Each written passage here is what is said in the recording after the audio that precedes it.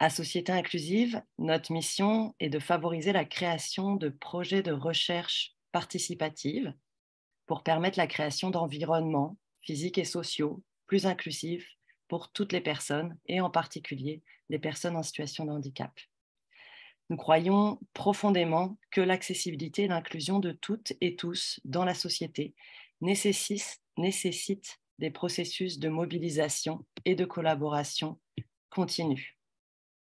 Aujourd'hui, nous sommes très heureux et heureuses d'organiser cet événement, Être parent en situation de handicap au Québec, sur le thème des besoins et des services offerts.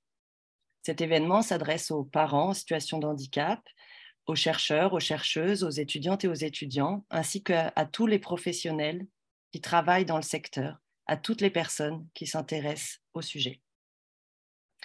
Il s'agit d'un événement de maillage qui vise à inspirer les personnes à démarrer des projets de recherche participative, à poursuivre des projets en partenariat.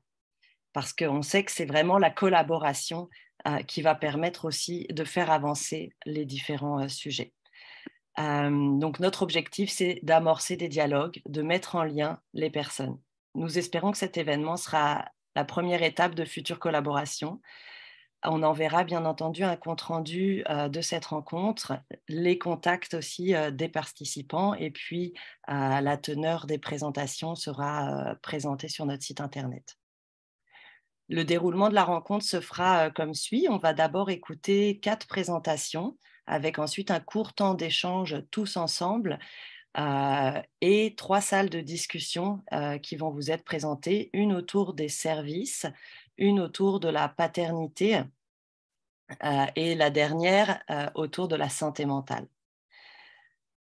Avant de passer la parole à Marjorie Onos qui animera la première présentation autour de la question comment briser les silos autour des services pour les parents en situation de handicap, je tiens à remercier profondément les présentateurs et les présentatrices d'avoir accepté notre invitation et à vous dire à chacun et à chacune merci de votre présence ce matin sur ce sujet. Je vais passer la parole à Marjorie pour sa présentation. Marjorie, c'est à toi. Oui, bonjour tout le monde. Ça me fait très plaisir d'être ici avec vous aujourd'hui, ce matin. Alors, moi, je vais vous faire un petit résumé un petit peu de l'historique de la thématique en recherche sur la parentalité. Alors, je dirais que la parentalité en déficience intellectuelle a commencé il y a un peu plus de 40 ans. Il y avait certains experts à ce moment-là. En fait, on pouvait les compter littéralement sur les doigts d'une main. Et c'était des experts qui se retrouvaient deux en Angleterre. Il y en avait un au Canada, un aux États-Unis et une en Australie. Alors, c'était un petit peu ces chercheurs-là qui avaient commencé à étudier la parentalité et c'était vraiment spécifique au niveau de la déficience intellectuelle. Moi, quand j'ai commencé il y a 25 ans, j'étais la seule étudiante en Amérique du Nord qui avait porté un intérêt et qui travaillait avec l'un de ces experts-là, alors qu'il y en avait 5 ou 6 étudiants qui étaient en Australie. Donc, je me retrouvais un petit peu toute seule, isolée dans mon petit coin du monde avec mon directeur de thèse. Et les seules personnes avec qui je pouvais parler de parentalité, c'était souvent par courriel et c'était avec mes collègues australiens avec qui je collabore toujours maintenant. Ma première présentation, il y avait à peu près 75 à 80 chaises dans la salle. Et si j'enlève les autres personnes qui étaient là pour présenter, il y avait 2 personnes dans la salle. Une des personnes a d'ailleurs quitté en plein milieu d'une des présentations, probablement parce que il pensait qu'on parlait de parentalité d'enfants qui ont une déficience et non pas de parents qui ont une déficience. Et ça, pendant des années, c'était souvent une précision qu'il fallait faire parce que les gens venaient en parentalité pensant qu'on parlait de parents d'enfants qui avaient la situation de handicap. Il y avait beaucoup aussi à faire en parentalité et déficience intellectuelle. Donc, je dirais que les experts avec qui j'ai travaillé et moi-même, on portait attention surtout à la déficience intellectuelle, jamais vraiment porté attention aux parents qui avaient d'autres handicaps avant qu'une certaine situation arrive. Donc, il y a 10 ans, moi, j'ai eu un accident de voiture. Mon fils avait 16 mois et je suis devenue une maman en situation de handicap physique, étant donné que j'ai eu une blessure médulaire. Donc, je suis devenue paraplégique. Cette année, l'année de mon accident, il y a eu aussi un rapport d'experts aux États-Unis, donc tout un regroupement aux États-Unis qui s'était mobilisé pour écrire ce rapport-là pour parler de la parentalité, mais en situation de handicap, incluant tout type de handicap. Donc, on y représentait la déficience intellectuelle, toute mobilité physique, donc déficience physique.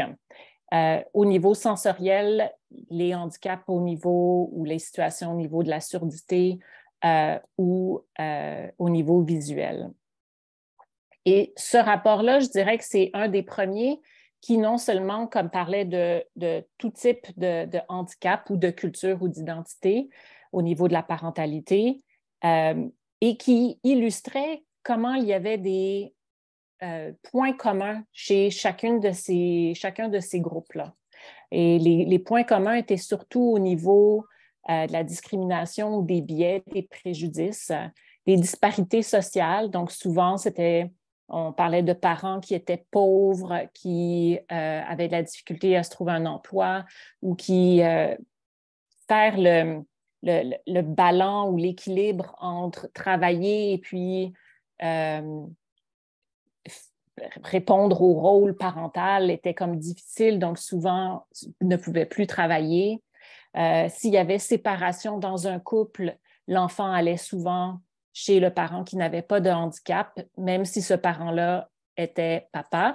Pas que ce soit une mauvaise chose, mais généralement, quand il y a séparation, les droits de garde vont souvent beaucoup plus dans nos sociétés à la maman. Et là, c'était le contraire, étant donné que la maman avait un handicap, par exemple. Donc, on voyait différentes disparités et ces disparités-là étaient vraiment similaires à tous les groupes. Et c'est la première fois, je pense, où on s'est tous finalement questionnés sur le fait que si on voit des choses, on a des résultats similaires, des disparités qui sont communes, pourquoi ne devrions-nous pas faire de la recherche en tant que groupe? Comme vous le savez sûrement, en recherche, on pose toujours la question, l'échantillon est de quelle taille? Et si on prenait comme la recherche en déficience intellectuelle, souvent nos tailles d'échantillons étaient très petits puisqu'il était difficile de recruter chez cette population-là ou de même de les identifier dans la population. Et là, soudainement, si on travaillait ensemble, on mettait les groupes ensemble, on pouvait avoir un certain pouvoir de recherche qui était beaucoup plus grand. C'est aussi à ce moment-là qu'à partir de ce rapport-là, que certains des experts que je mentionnais au départ ont commencé à regarder vraiment dans les bases de données plus grandes, populationnelles. Donc, soudainement, on avait aussi plus d'informations qui soutenaient les études qui étaient beaucoup plus cliniques à ce niveau-là. Donc, je ne veux pas prendre beaucoup plus de temps à ça parce qu'on a beaucoup d'informations et on veut vraiment connecter avec vous. Je pense que c'est l'objectif de la rencontre. Mais je dirais que dans les derniers 10 ans, non seulement pour moi, j'ai appris à vivre en tant que maman en fauteuil roulant, mais j'ai vu aussi ce groupe de recherche international vraiment se mobiliser autour de la parentalité et tous les handicaps, étant donné le contexte social similaire. Et j'ai vu aussi voir au Canada et surtout au Québec l'émergence de plusieurs recherches. Plusieurs recherches qui sont là grâce à des étudiantes qui sont maintenant graduées, qui chacune a comme regardé un point de la recherche et de la clinique sur laquelle elle pouvait faire un petit peu, mettre en lumière les choses qui se passent. Alors, c'est grâce, entre autres, à Coralie Mercera, que vous allez entendre justement après moi, et Sandra Dion, qui ont fait les premières études que je connais, en tout cas dans les dernières 10 ans, dans ce domaine-là de la parentalité en situation de handicap physique. Donc, Coralie, elle a parlé plus de l'étude au niveau des services en périnatalité. Sandra, elle, regardait plus les forces de caractère pour montrer que même si les parents en situation de handicap avaient de grands besoins sur certaines choses, ils avaient aussi beaucoup de forces de caractère, dont, entre autres, la créativité pour pouvoir répondre aux besoins qui manquent. Et puis, il y a eu naturellement aussi Evelina Pituch, qui est graduée depuis une semaine.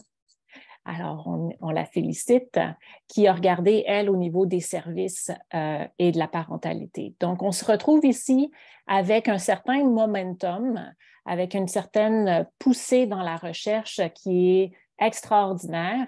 Si je prends la recherche dans ce domaine-là au Canada, dans les 10 dernières années, il y a eu 6 recherches effectuées par des étudiantes, dont 3 au Québec. Et je pense que c'est pour ça qu'on est ici aujourd'hui, c'est que ce momentum-là nous est amené grâce à ces étudiantes, à ces jeunes professionnels et à leurs recherches et à leurs intérêts et leurs motivations.